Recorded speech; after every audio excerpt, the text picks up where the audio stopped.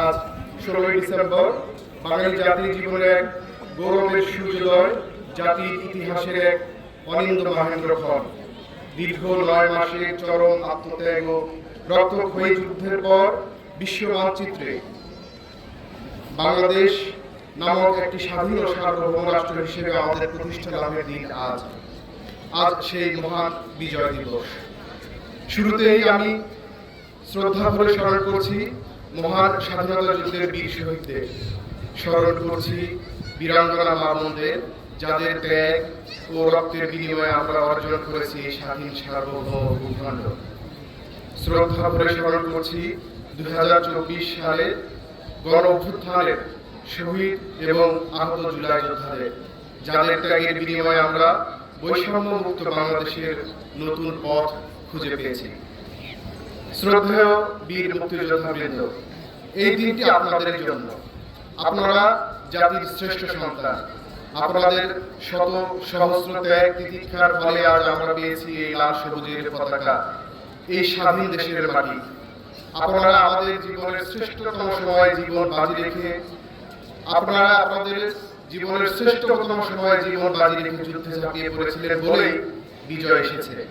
সমগ্র জাতি আপনাদের কাছে চিরঋণী। মহান মুক্তিযুদ্ধে এই খাগড়াছড়ি পার্বত্য জেলা রয়েছে গৌরবোজ্জ্বল ইতিহাস। আজকের এই দিনে আমি বিশেষভাবে স্মরণ করছি পার্বত্য অঞ্চলে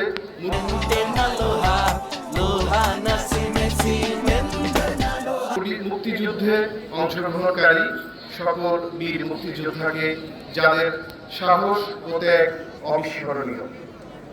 সম্মানিত উপস্থিতি, 71-এর সশস্ত্র সংগ্রাম কেবল পরাধীনতার শৃঙ্খল ভাঙার লড়াই ছিল না, এটি ছিল সকল প্রকার অন্যায়, অবিচার, শোষণ, বঞ্চনা এবং বৈষম্যের বিরুদ্ধে অধিকার প্রতিষ্ঠার সুমহান লড়াই।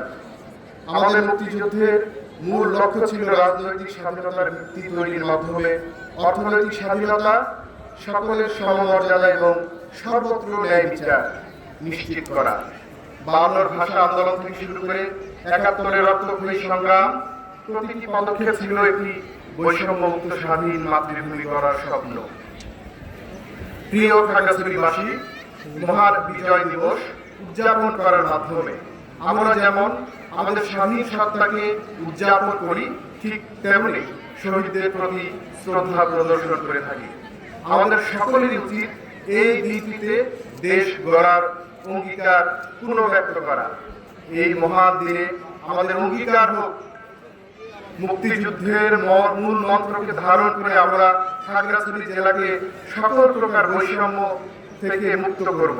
এছাড়া আমাদের নতুন প্রজন্মের কাছে বিজয় দিবস এবং মহান মুক্তিযুদ্ধের সঠিক তথ্য সমৃদ্ধ গৌরব গাথা পৌঁছে দিতে আমরা সদা সচেষ্ট থাকব।